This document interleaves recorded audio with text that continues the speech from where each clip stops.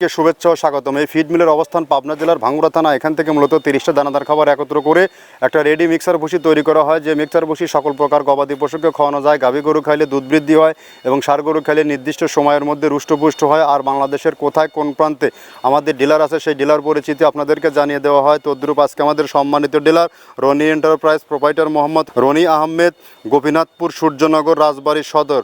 Phone number 01871911069, অর্থাৎ description বক্সে আমাদের রনি ভাইয়ের ঠিকানা দেওয়া আছে। রাজবাড়ী জোনে যে সকল খামারি ভাইয়েরা আছেন তারা চাইলে আমাদের রনি ভাইয়ের সাথে যোগাযোগ করে সেখান থেকে আমাদের এই মিক্সার বসিটি সংগ্রহ করতে পারবেন। 10 থেকে 15 দিন ব্যবহার করে দেখুন, আপনার গরুর মধ্যে ব্যাপক একটি পরিবর্তন আসবে।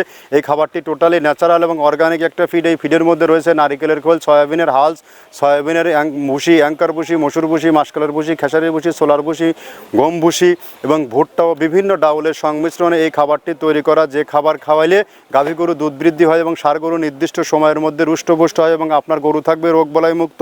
যেহেতু সামনে কোরবানির খুবই সন্নিকটে, আপনারা চাইলে 2-4-5 বস্তা মাল রাজবাড়ির জন্য যে সকল ভাইয়েরা আছে রনি ভাইয়ের সাথে যোগাযোগ করে খাবারটি সংগ্রহ করতে পারবেন।